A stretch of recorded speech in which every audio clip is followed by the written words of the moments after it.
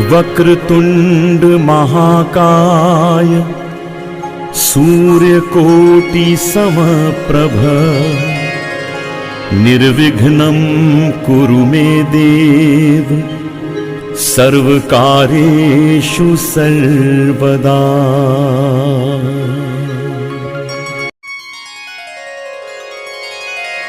भक्ति बिंदु चैनल में बहुत बहुत स्वागत है। तो दोस्तों, आज की वीडियो में आपको सुनाने जा रही हूँ दिल छूने वाली कहानी, एक फरिश्ता ये भी। तो दोस्तों, वीडियो को लास्ट तक जरूर देखना और वीडियो को लाइक सब्सक्राइब करके घंटी पर जरूर क्लिक कर देना। तो चलिए मैं आपको आज की कहानी सुनाती हूँ। मैं कई दिनों से बेरोजगार था। एक एक रुपए की कीमत जैसे करोड़ों लग रही थी। इस उठापटक में था कि कहीं नौकरी लग जाए। आज एक इंटरव्यू था, पर दूसरे शहर जाने के लिए जेब में सिर्फ 10 रुपए थे। मुझे कम से कम 200 रुपयों की जरूरत थी। अपने इकलौते इंटरव्यू वाले कपड़े रात में धो लिए और पड़ोसी की प्रास मान के तैयार कर पहन लिए। अपने योग्यताओं की मोटी फाइल बगल में दबाकर 2 बिस्कुट खा के निकला। लिफ्ट ले, पैदल जैसे तैसे चिलचिलाती धूप में तरबतर, बस इस उम्मीद में स्टैंड पर पहुंचा कि शायद कोई पहचान वाला मिल जाए जिससे सहायता लेकर इंटरव्यू के स्थान तक पहुंच सकूं। काफी देर खड़े रहने के बाद भी कोई नहीं दिखा। मन में घबराहट और मायूसी थी। क्या करूंगा अब, कैसे पहुंचूंगा? पास के मंदिर पर जा पहुंचा। दर्शन कर सीढ़ियों पर बैठा था।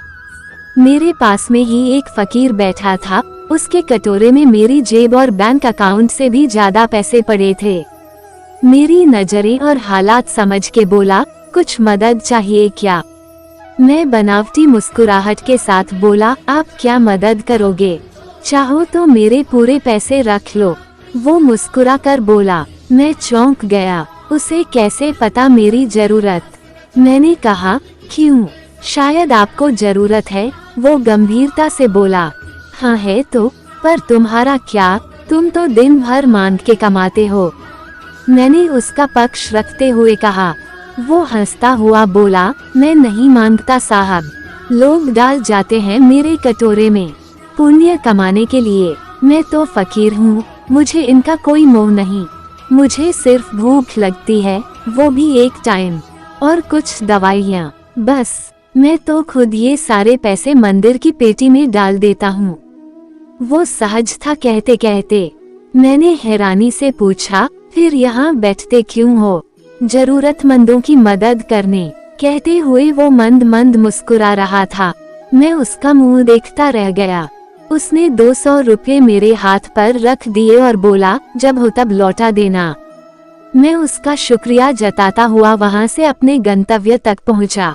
मेरा इंटरव्यू हुआ और सिलेक्शन भी। मैं खुशी खुशी वापस आया। सोचा उस फकीर को धन्यवाद दे दूं।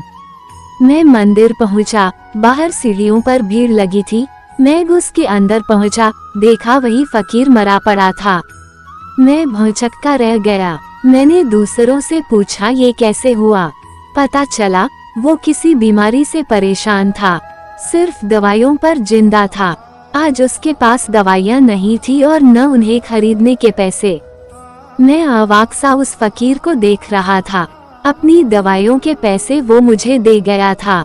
जिन पैसों पे उसकी जिंदगी का दारोमदार था, उन पैसों से मेरी जिंदगी बना दी थी। भीड़ में से कोई बोला, अच्छा हुआ मर गया। ये भिखारी भी साले बोझ होते हैं, कोई काम के नहीं। मेरी आंखें डबडबा आई। वो भिखारी कहाँ था? वो तो मेरे लिए भगवान ही था, नेकी का फरिश्ता, मेरा भगवान। मित्रों, हम में से कोई नहीं जानता कि भगवान कौन है और कहाँ है। किसने देखा है भगवान को? बस इसी तरह मिल जाते हैं। तो दोस्तों, ये कहानी आपको कैसी लगी कमेंट अवश्य करें और इसी तरह की वीडियो को देखने के लिए आप मेरे चैनल को लाइक एंड सब्सक्राइब कर लीजिए और बेल आइकन को भी दबा दीजिए ताकि मेरी आने वाली सभी वीडियो का नोटिफिकेशन आपको सबसे पहले मिल सके। और वीडियो को अपने दोस्तों के साथ भी शेयर करना ना भूलें। राधे राधे।